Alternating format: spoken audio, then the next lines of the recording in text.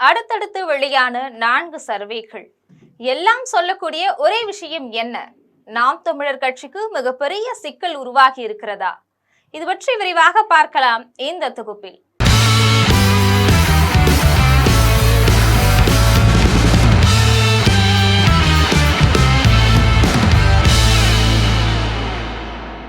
தமிழக அரசியல் சதுரங்கத்துல காய்கள் இப்பவே நகர தொடங்கிருச்சு.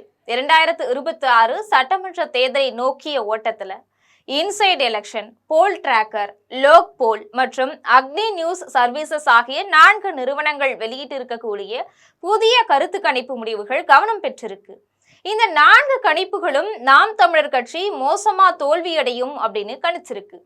தமிழக அரசியல் களத்துல மிகப்பெரிய அதிர்வலைகளை ஏற்படுத்தி இருக்கக்கூடிய இன்சைட் எலெக்ஷன் நிறுவனத்துடைய கருத்து கணிப்பு முடிவுகள் ஆளுங்கட்சியான திமுகவுக்கு சாதகமாகவும் பிரதான எதிர்கட்சியான அதிமுகவுக்கு பலத்த பின்னடைவாகவும் அமைஞ்சிருக்கு.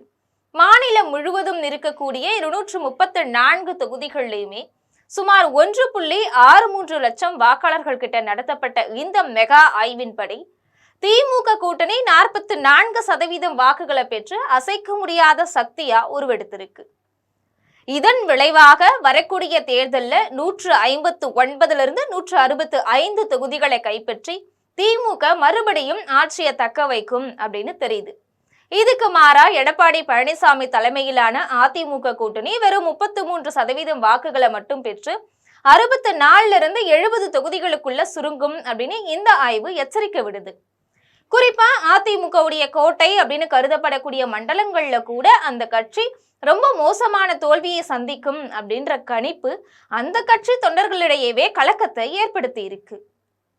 இன்னொரு பக்கம் தமிழக அரசியல்ல புதிய வரவான நடிகர் விஜயுடைய தமிழக வெற்றி கழகம் முதல் தேர்தலையே குறிப்பிடத்தக்க தாக்கத்தை ஏற்படுத்தும் அப்படின்னு எதிர்பார்க்கப்படுது. சுமார் 18% வாக்குகளை தன்வசம் படுத்தக்கூடிய தாவேக 4-6 தொகுதிகளை கைப்பற்றி சட்டமன்றத்துல தன்னுடைய கணக்க தொடங்கும் அப்படின்னு தெரியுது. தாவேக ஈர்க்கக்கூடிய இந்த 18% வாக்குகள் பெரும்பாலும் அதிமுகவுடைய வாக்கு வங்கியிலிருந்தே பிரியும் அப்படிங்கிறதால அது அதிமுகவுக்கு மிகப்பெரிய இழப்பா மாறி இருக்கு. அதே சமயத்துல சீமான் தலைமையிலான நாம் தமிழர் கட்சிக்கு இந்த முறையும் தொகுதிகள் எதுவுமே கிடைக்காது அப்படின்னு இந்த கணிப்புகள் சொல்லுது. ஒட்டுமொத்தமா பார்த்தோம்னா திமுகவுடைய ஆதிக்கம் தொடர்றதும் அதிமுகவுடைய வாக்கு வங்கி சரிவு சந்திக்கிறதும் தாவேக ஒரு 3வது சக்தியா உருவெடுக்கிறதும் 2026 தேர்தல் களத்துடைய முக்கிய மாற்றங்களா இருக்கும் அப்படின்னு இன்சைட் எலெக்ஷன் சர்வே சுட்டி காட்டுது. நாம் தமிழர் தோல்வியடையும் அப்படிங்கிற லோக் போல் அமைப்புடைய மெகா சர்வே முடிவுகள் அறிவாலயத்தை உற்சாகத்துடைய எல்லைக்கே கொண்டு போயிருக்கு. 181 189 தொகுதிகளில் வெற்றி பெற்று சுமார் 40.1% வாக்கு வங்கியை தக்க வைக்கும். இதுல ஹைலைட் என்னன்னா திமுக கூட்டணி 180 இடங்களை தாண்டும் போது திமுக மட்டுமே தனித்து 140 இடங்களுக்கு மேல வெல்ல வாய்ப்பு இருக்கு. இதனால ஆட்சியில பங்கு அப்படிங்கிற பேச்சுக்கே இடமில்லாம காங்கிரஸ் உள்ளிட்ட தோழமை கட்சிகளை திமுக தன்னுடைய கட்டுப்பாட்டிலேயே வச்சிருக்கும் அப்படின்னு சொல்றாங்க அரசியல் விமர்சகர்கள். நாம் தமிழர் தோல்வி அக்னி நியூஸுடைய புள்ளி விவரங்கள் எதிர்கட்சிகளுக்கு மிகப்பெரிய யோசனையை கொடுத்திருக்கு. மொத்தம் இருக்கக்கூடிய 234 தொகுதிகள்ல திமுக கூட்டணி 180 இடங்கள்ல முன்னிலை பெற்று அசுர பலத்தை காட்டும். மண்டல வாரியான கிளீன் ஸ்வீப் பற்றி பார்த்தோம்னா சென்னையில 37 36 இடங்கள் திமுக வசமாகும். அதிமுகவுக்கு ஒரே ஒரு இடம் மட்டும்தான். மத்திய மண்டலத்துல 37 35 இடங்கள்ல திமுகவுடைய ஆதிக்கம் தான். கொங்கு மற்றும் வடக்கு அதிமுகவுடைய கோட்டையாக கருதப்படக்கூடிய இங்கேயும் திமுக தான் முந்துது.